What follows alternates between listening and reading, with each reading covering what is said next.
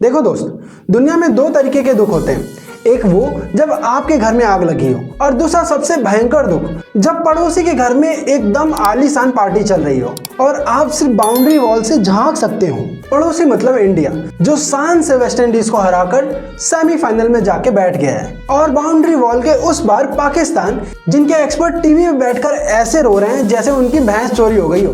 देखा, home team को advantage तो निशान भाई होता है, बट मेरा पता नहीं क्यों ये दिल मान रहा है कि इंडिया इस सेमीफाइनल नहीं क्वालिफाई करने वाला इस वर्ल्ड। लेकिन सबसे बड़ी कॉमेडी ये नहीं है कि इनकी टीम वर्ल्ड कप से बाहर हो गई है।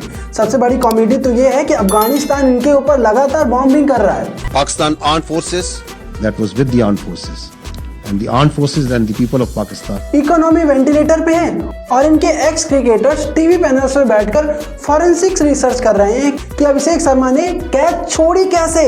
Someone settling under it, and would you believe it? Really would you? मतलब भाई, तुम्हारा पूरा एयर बेस उड़ गया और तुम्हें दूसरे की ड्रॉप कैच की टेंशन है। ये तो वही बात हो गई कि विजय माल्या नेशनल टीवी पे आकर लोन रिकवरी पर ज्ञान देने लगे।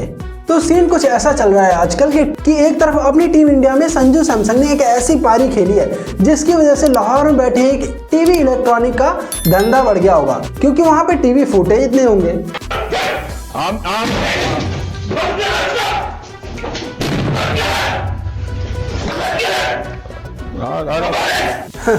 और उस बार देखो तो मोहम्मद आमिर अपने टाइम पर फिक्सिंग करते समय कैमरा नहीं देख पाया, और लगभग एक महीने से वो इंडियन क्रिकेट टीम की प्रेडिक्शन कर रहा है कि इंडिया टीम तो सेमीफाइनल में जा ही नहीं पाएगा। पाकिस्तान क्वालिफाई करे न करे, इंडिया देख आराम से देख, आराम से देख, आराम से देख। इनके हिसाब से सब फिक्स था, सब सेट था, और जब इनकी प्रेडिक्शन खराब हो गई तो इनको समझ में नहीं आ रहा है कि अपना गुस्सा उतारे कहाँ, क्योंकि टीवी तो ये फोड़ चुके हैं। लेकिन पाकिस्तानियों की सबसे खास बात पता है क्या है? इनकी एडेप्टेशन स्किल। वर्ल्ड कप से बाहर हुए तो तुरंत वर्ल्ड वॉर में स्विच कर लिया। जैसे ही इजराइल और ईरान के बीच में मिसाइल खेलना स्टार्ट हुआ तो इन लोगों ने सोचा कि भाई क्रिकेट में तो इज्जत बची नहीं, तो चलो जियो पॉलिटिक्स में एक्सपर्ट बन लेते हैं। इनका नेचुरल टैलेंट तो वैसे भी ब्लास्ट होने में ही है।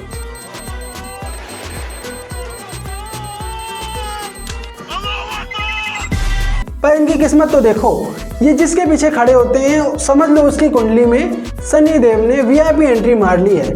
पहले जिम्बाब्वे को सपोर्ट किया तो उसकी लंका लग गई, फिर खेमनई साहब के फैन बन गए तो वो तो अल्लाह को ही प्यारे हो गए। बेचारे जिसको अपना बाप बनाते उसका अगले दिन डब्बा गोल हो जाता है। और इनका कॉन्फिडेंस देखो भाई, अपने देश का आटे दाल का भाव नहीं पता, पर जब ग्लोबल टेंशन बढ़ी तो पुतिन साहब जी के पास पहुंच गए कि सर थोड़े हथियार मिल जाएंगे, वो वॉर लड़नी थी। वहां से जो बेइज्जती हुई है, इतनी तो आईएमएफ का लोन रिजेक्ट करते समय भी इनकी बेइज्जती नहीं होती होगी। भाई पुतिन ने क्लियर बोल दिया है, तुम लोग पंचर और टाइप ट्यूब के रेट पे ध्यान दो, ये ग्लोबल पॉलिटिक्स तुम्हारे बस की बात नहीं है। घर में 22 बच्चे भूखे बैठे हैं और इनको सुपर पावर बनना है।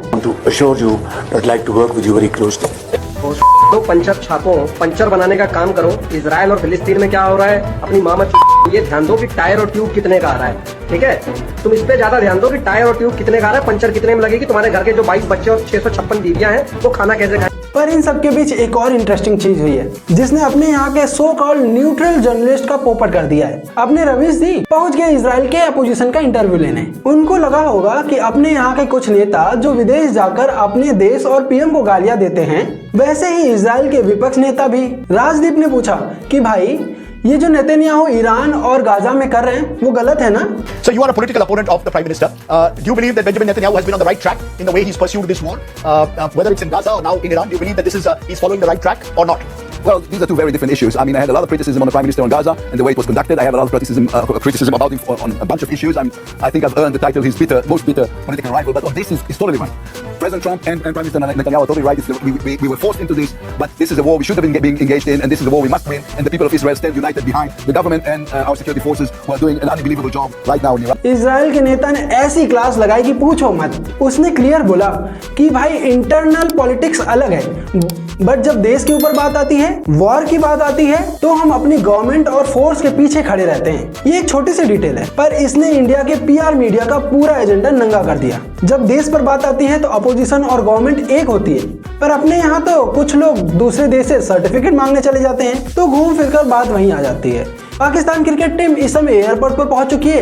इनके एक्सपर्ट्स बंकर में घुस चुके हैं और इनका आखिरी सहारा पता है क्या बचा है? इन पाकिस्तानियों का आखिरी सपना यह है कि जाते जाते काश या हार्दिक पांड्या से एक बार हाथ मिला ले और हाथ मिलाते मिलाते चुपके से वो 75 लाख 1 करोड़ वाली घड़ी निकाल ले, जिससे ये IMF की अगली किस्त भर सके बेचारे। साला ये दुख का खत्म नहीं होता बे। इनका दुख कैच छूटने का नहीं है, इनका दुख ये है कि हार्दिक पांड्या इनसे हाथ ही नहीं मिलाता आजकल। अब आप लोग मुझे एक कमेंट में बात बताओ, क्या इनके एक्सपर्ट को सचमुच क्रिकेट की नॉलेज है या इनको पता है कि टीवी पर इंडिया के खिलाफ जहर उगलने से ही इनके घर में रोटी आएगी?